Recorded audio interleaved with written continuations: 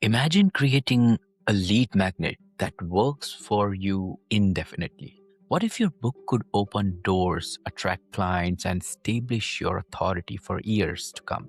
In this episode, we explore how Henry DeVries, a marketing expert, has guided countless founders to transform their ideas into best selling books. Henry shares insights from his journey, including stories about working with industry giants like IBM, Kodak, and Hewlett Packard. Learn how these experiences can help you turn your story into a powerful tool that drives your business forward.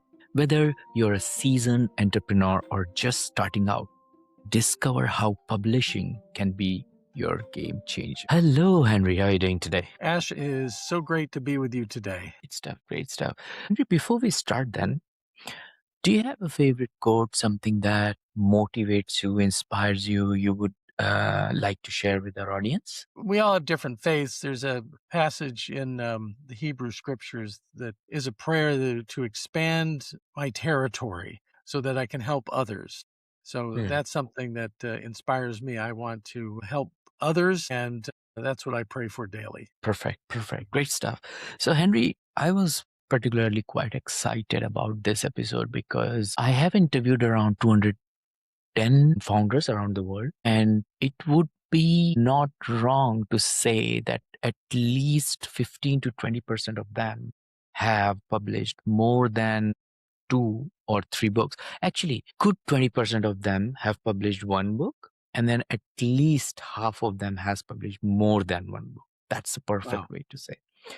And I found it myself that nowadays, writing a book or sharing what you have learned with the experiences you had in your life or the experiences someone else had with you, which helps other people to sort of like not just gain the experience but also learn from it, what to do, what not to do, things like that really helps. Myself also, I have a small Kindle. I keep buying paper books, etc. And we know that we are going to talk about publishing books on marketing around the books today. But would you take us through the story of your life or one of your client? Let's imagine you are in a room full of founders, right? They're waiting for you. You walk into the room, the spotlight is on you, you have the mic. What you would tell them that they will stick with us for the rest of the hour? Well, thank you for inviting me to tell that. I would say, I wish you could have been there when Gary Hawk, my business coach, invited me to lunch. And Gary wanted to hear what my exit strategy was. I had founded a marketing communications firm in the end of 1999, and Gary was a business coach that I'd gravitated to.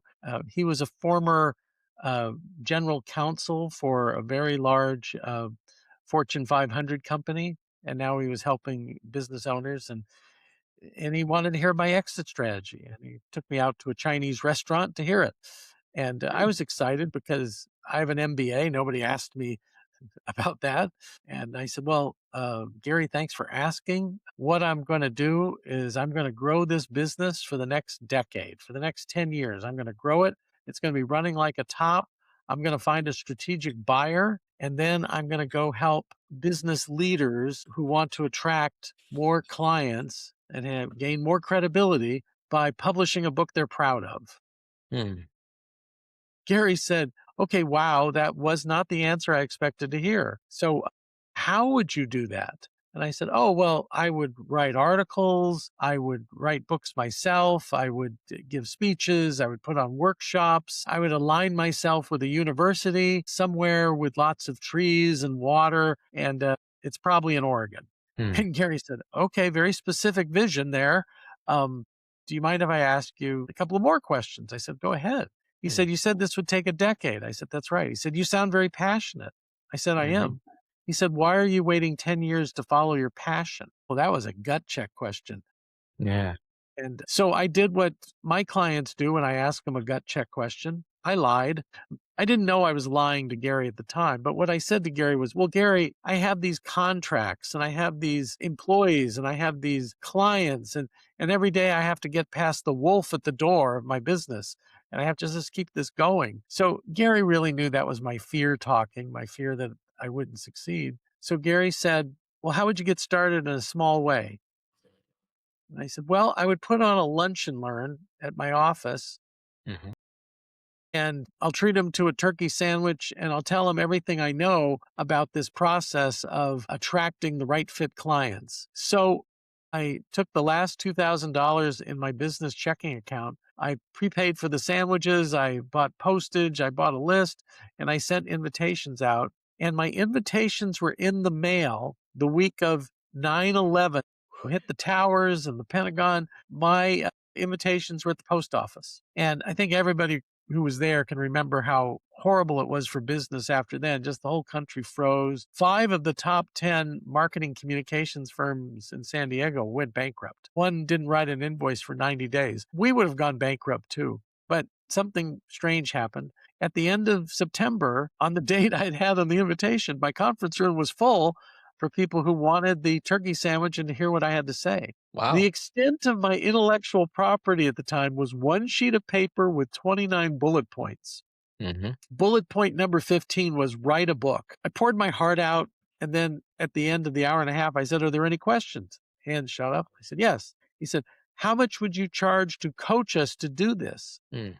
Well, Gary Hawk never asked me that question. I had no business model. So I Mm. PFA'd, I pulled from air and said $5,000. And they said, can we give you a credit card or do you need a check? The next month, I raised it to 6, then 7, 8, 9, 10, 11. Price did not matter. It was how much of the heavy lifting I was willing to do. Well, Mm. I found a home for the clients. I found new homes for the employees, took on this work and was growing it. And then one day, my wife used a 4-letter word, AJOB. She was like, you've had a good run here. You need to get a job. And Mm. I said, well, nobody will hire me. I'm an entrepreneur. And she said, Mm. nobody will hire you. I said, I wouldn't work for anybody. You wouldn't work for anybody. I said, no. She said, well, you'd work for the University of California, San Diego. That's where I graduated. That's where I taught. I was past president of the Alumni Association. My daughter went there. I met my wife, Vicki, there. Yeah, I love that university. And I said, well, they just don't call you out of the blue and offer you a 6-figure executive job. So 30 days later, they called me out of the blue and they offered me a 6-figure executive job to come to the university, which, by the way, is on 1,200 acres, wooded acres on the Pacific Ocean. Trees, water, my vision, and they gave me time every week to work with people on their books. So I had one day a week to work on books and the weekend. So I kept doing that. So the story is really about you and the audience. Mm. It's what is your passion? Why are you waiting? How would you get started in a small way? And that's my message to you today.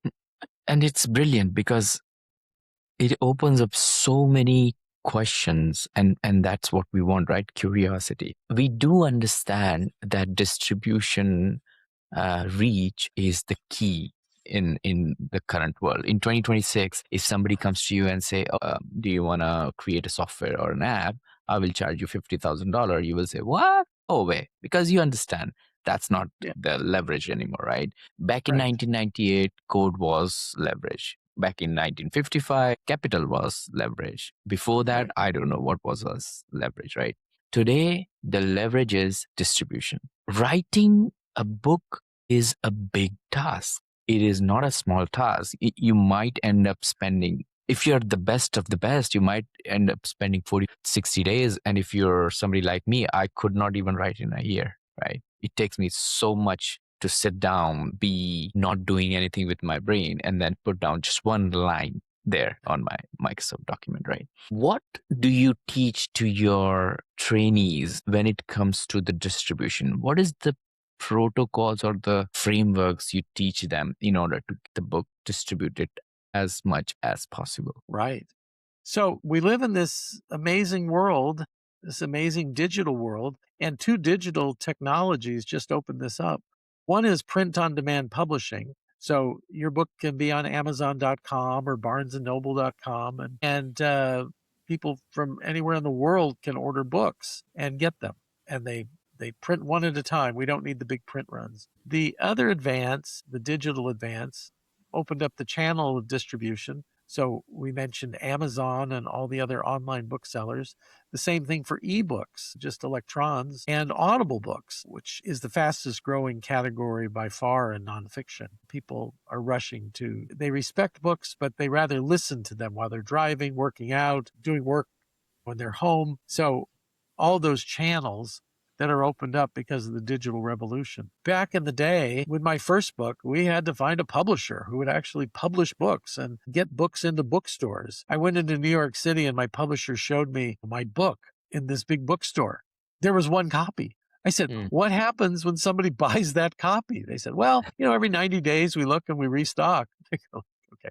That was the old world. So as you said, distribution now. When I was asked to write the book on Warren Buffett, how to close a deal like Warren Buffett, well, I had an immediate need and I went to Amazon and I ordered 11 books about Warren Buffett. Some I wanted electronic so I could have them that day. So that's what's out there for people now. And when it comes to writing a book, do you have a framework which you teach to your mentees which they could follow? For example, let's say we have almost around 28% listeners to the show who either have started on a new journey of being a founder, or they have kind of like received a pre-seed or seed funding, so they are already in the trenches, right? Sure. Remaining, they're still trying to get out of their 9 to 5 and they want to get into the founder space as soon as possible, right? That is a scary space to be, first of all. Right. But if somebody like you, a coach, a mentor, or a person who has done it before several times, comes into the scene, it gives them more confidence. It gives them more structure. It gives them more hope. Do you teach like a particular framework to your trainees when they come up to you and say, oh, I want to derive a book from this particular experience I have. I want to create a self-learning book based on this particular experience I have. How do you do that? So one of the first things I do is get them into a 2-hour session with me and a few other authors and go over 7 questions you have to answer before you write a book. So just like you need a blueprint for a house and you start with some fundamental questions, you also need a blueprint for a book and you start with some fundamental questions.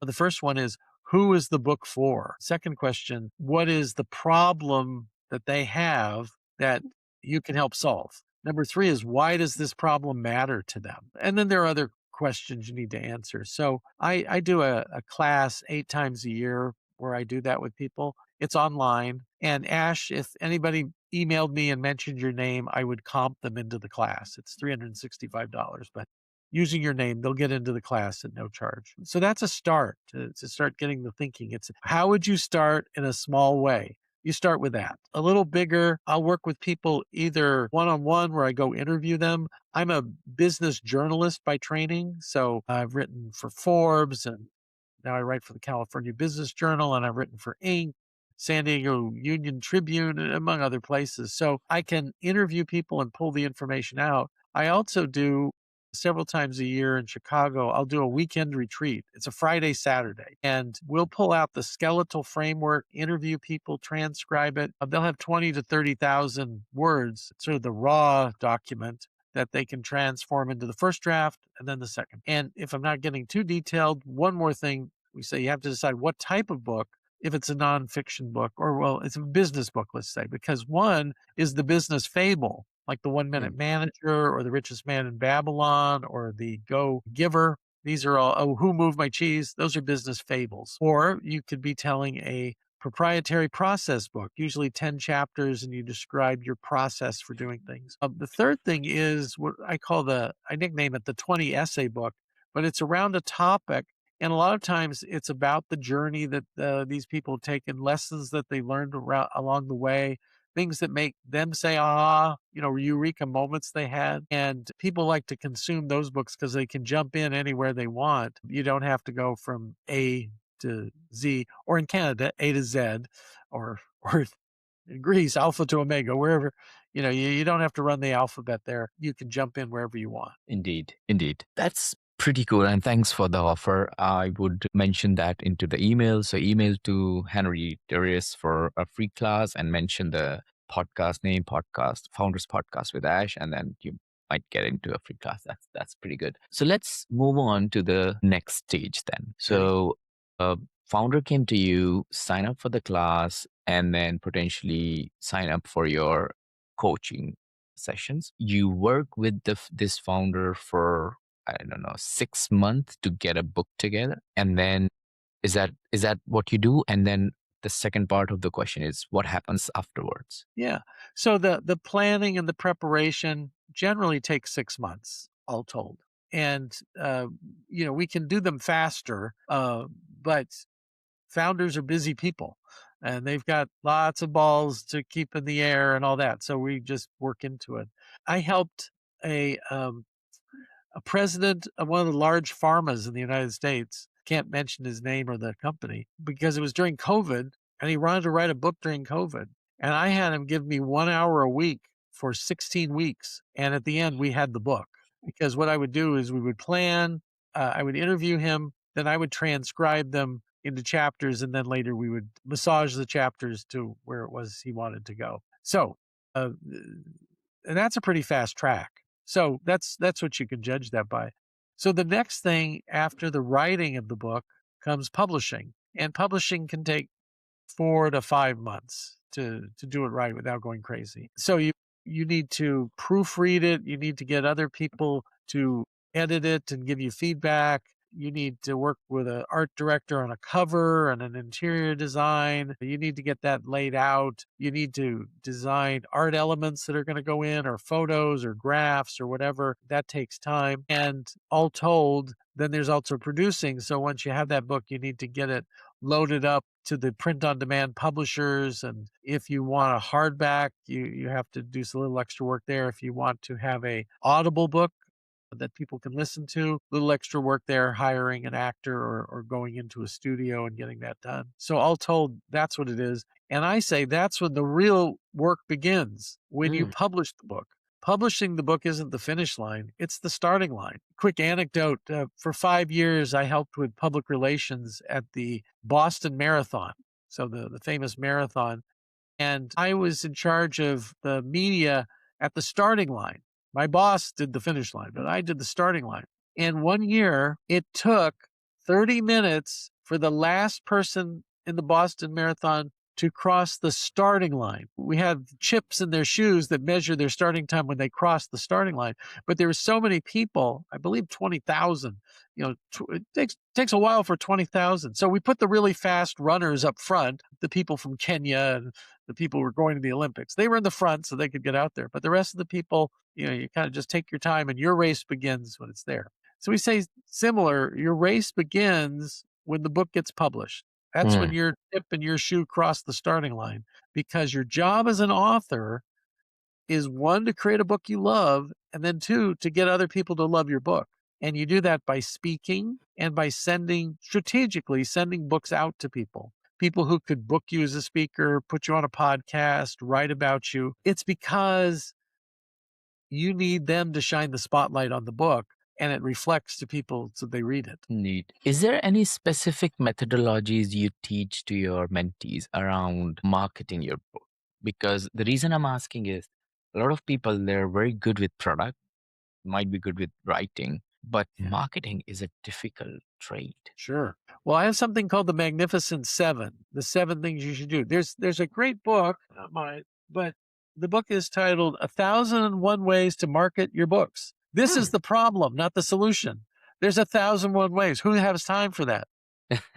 So I give people my top 7. Number 1, put on a small scale seminar on a monthly basis and do it on Zoom, Microsoft Teams, if you will, where it's about the book and you get a discussion. You're trying to get 5 to 10 people on the call and make it interactive about the topic. Do it monthly, so Hmm. no one is more than 30 days away from talking to you. Hmm. The next thing is get invited on people's stages. Ash, this is a stage. You've organized this. You've built a following. I'm honored to be here and sharing this information with your audience. It doesn't happen by accident. You don't wait to get discovered. You go out and you find the great podcasts. You find places where your readers gather, and you find out who books the speakers and who puts on the conference, and you get in there. Number 3 is get writing. So the book is that, but also there's so many other ways. I mentioned I had a column for 7 years with Forbes. Now I have a column with the California Business Journal. They pay me. I didn't start being a paid writer. I volunteered at different places.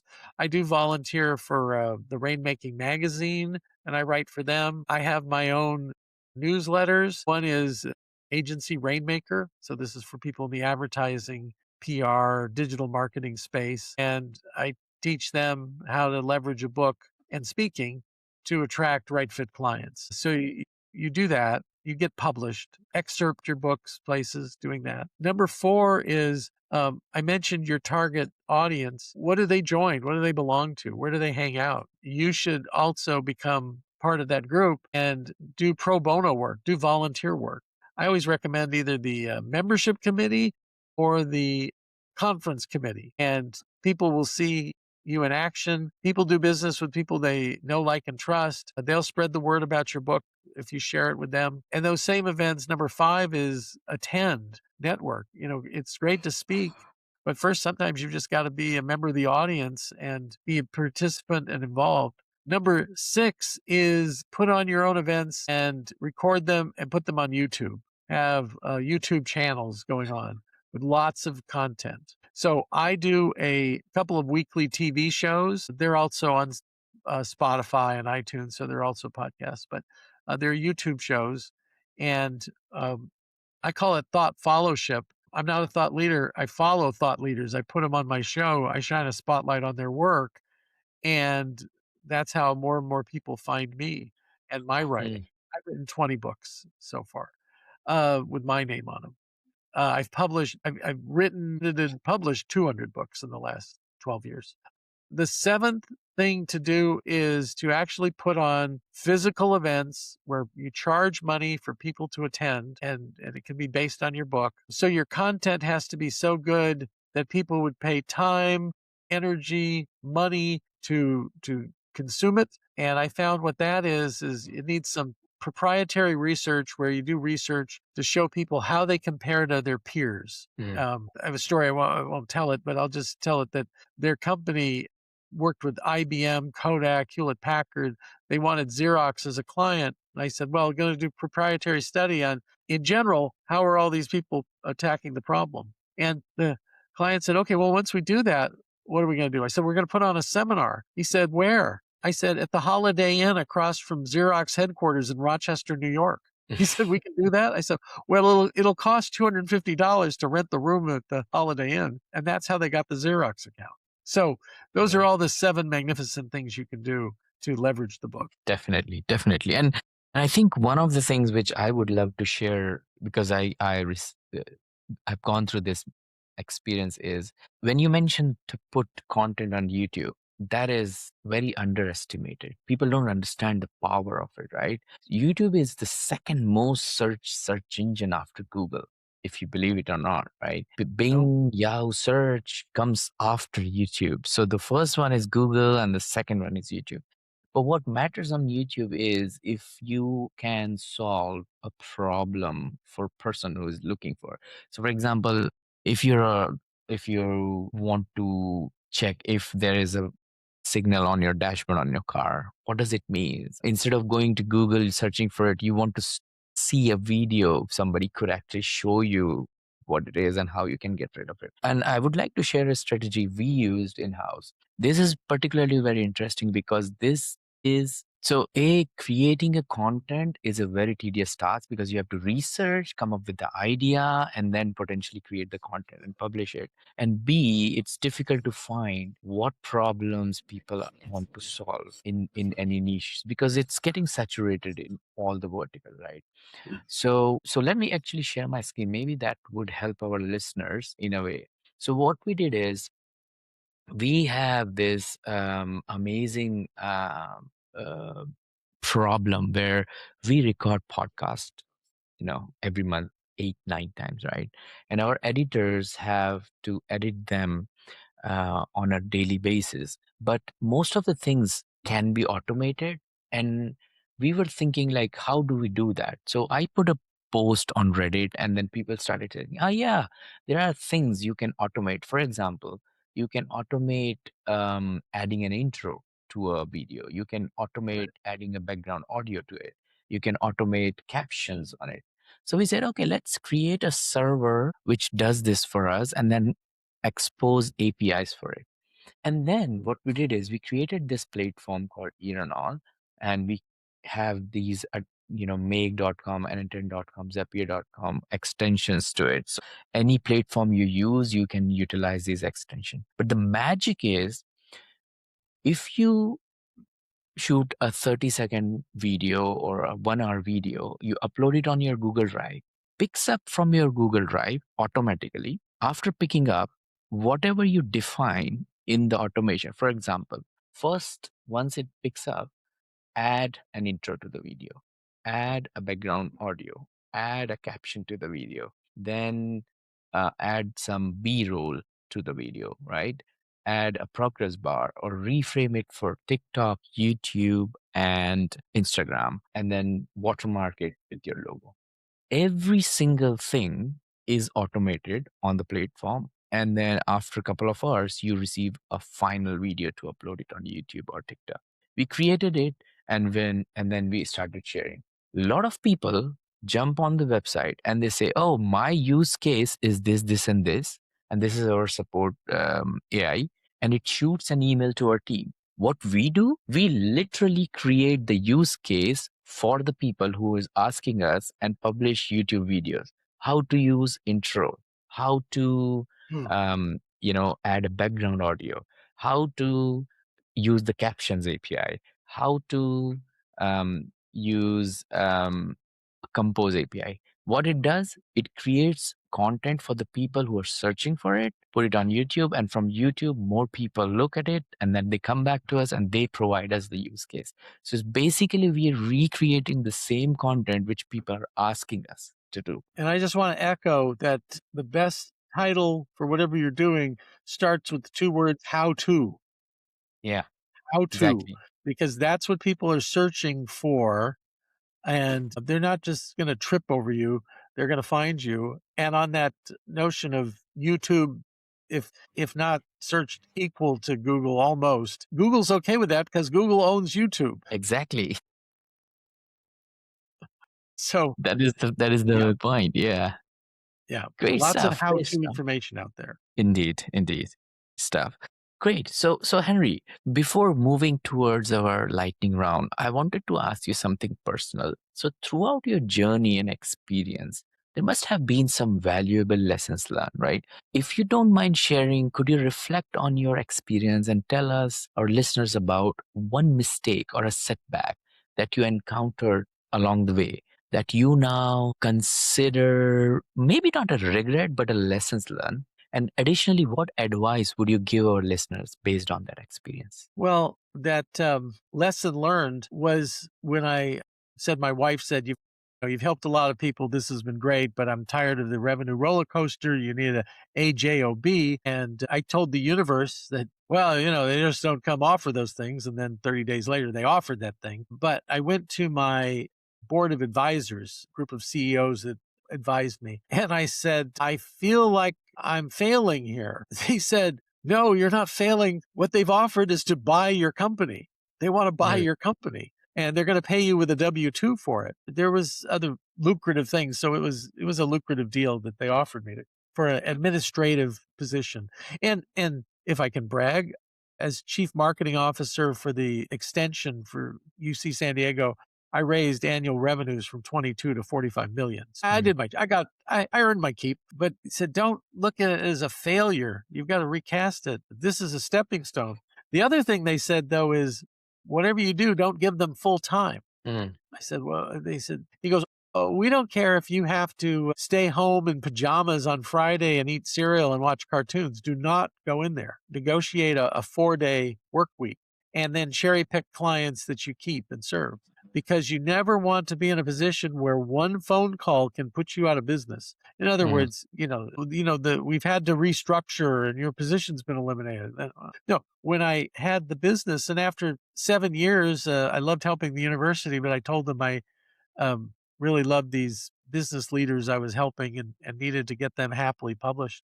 And I convinced my wife to leave her executive job at the university to come back in the firm. I said, all we're doing is turning the spigot back on full. We had turned it down, but we still had the website, the contacts. I published, I did all those things I said to Gary Hawk that day that I would keep doing. I kept doing all that promotion. In fact, during that tenure is when I got offered to do the Warren Buffett book and had an international bestseller. So it was, the promotion was there. Because another lesson I got from someone is that everything ends. Everything ends. So what is your plan B when what you're doing right now would come to an end, and be Mm. ready? One of the greatest compliments my dear departed father, who was my first business mentor, said about me is, he says, you know, what I like about Henry is no matter what happens, he's always got a plan. He's got a plan of what to do next. And that's another lesson that I think people need is always have a backup plan. Always have a plan B. Great stuff. Great stuff. Thank you for sharing that, Henry. So let's jump into our quickfire round then. I have got 6 quickfire questions for you. Okay. If you do not want to answer one of them, just give me a skip and then I'll move on to the next one. Oh, I'll do what the politicians do, Ash. I'll give an answer, but it won't be the answer to your question. Yeah, okay. That Works was for a me. joke, but okay. All right, great stuff. Cool. So, what are the top 3 strategies to write and publish a book in 2026? Top 3 strategies are: 1, treat it as a team sport. Get help. Either a developmental editor, somebody who jointly does it with you. 2, a co-author. One of my mentors is Ken Blanchard, who's co-authored over 50 books, including The 1 Minute Manager. And then a ghostwriter. For some business leaders, I said it would be malpractice for you to take the time out to write your book. One CEO said, Henry, I don't feel it's like right that I get my name on this book, but you're doing all the work. I said, I'm just a tool you're using. They're your ideas. I interview you. They're not my ideas. I couldn't write this book, but you use a tool just like any other tool, Mm, the AI tools you mentioned or the software tools to get things done. nice, nice. What book would you recommend to our audience and why? Other than one of my books, sure. I really like Managing the Professional Service Firm by Dr. David Maister of the Harvard Business School. Dr. Maister, through his permission, allowed me to take one page from his book and build a career out of it. So it was one page on how you generate leads for businesses, for Mm, professional B2B type businesses. And that's what I've excelled at. Also, he's written The Trusted Advisor. Several of his books are just excellent. awesome. What's one attribute or characteristic in your mind of a successful founder? Successful founder needs resilience.